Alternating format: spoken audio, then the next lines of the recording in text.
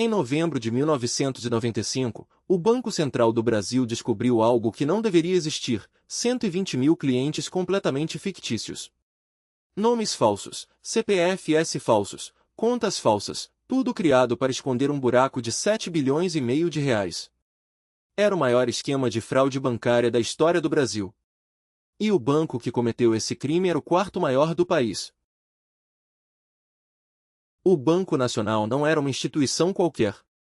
Fundado em 1944 em Belo Horizonte, cresceu por décadas e se tornou um dos pilares do sistema financeiro brasileiro.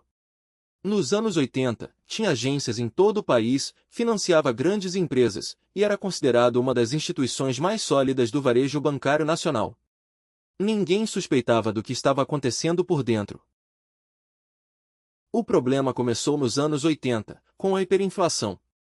O Banco Nacional, como muitos bancos brasileiros, tinha se acostumado a ganhar dinheiro com o float, o lucro obtido pela diferença entre receber depósitos e a inflação que corroía o dinheiro alheio.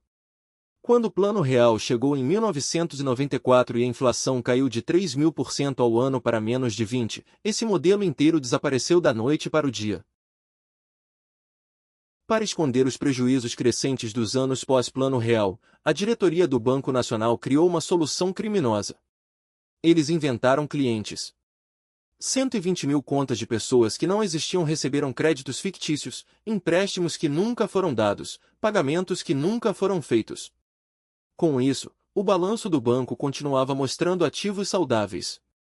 Por 4 anos, auditores externos, fiscais internos e o próprio Banco Central não viram nada.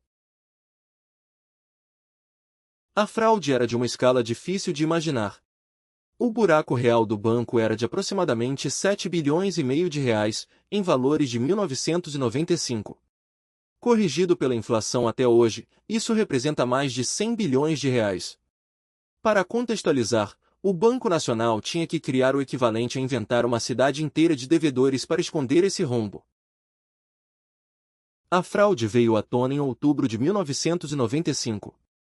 O Banco Central, sob o comando de Gustavo Loyola, decidiu fazer uma auditoria mais profunda depois de notar inconsistências nos balanços.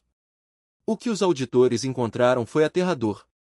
Em menos de 30 dias, o governo precisou tomar uma decisão: deixar o banco quebrar, o que poderia causar uma corrida bancária generalizada, ou intervir. O governo escolheu salvar. Em novembro de 1995, o Banco Nacional foi absorvido pelo Unibanco num processo gerenciado pelo PROER, o Programa de Estímulo à Reestruturação e ao Fortalecimento do Sistema Financeiro Nacional. Em troca, o governo injetou bilhões no sistema.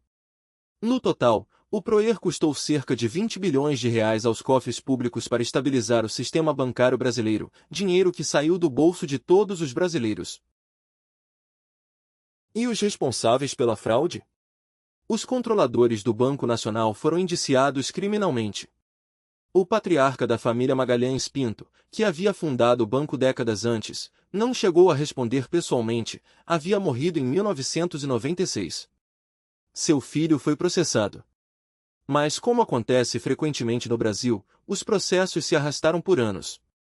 A justiça foi parcial e demorada. O caso Banco Nacional teve consequências duradouras para o sistema financeiro brasileiro.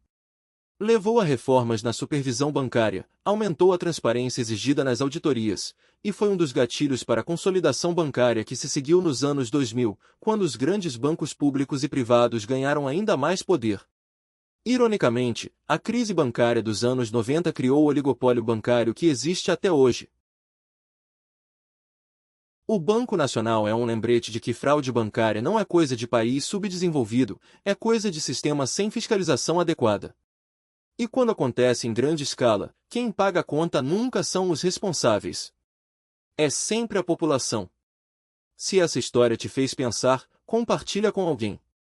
E se quer saber mais sobre os maiores escândalos corporativos do Brasil, se inscreve, tem muito mais história por aqui.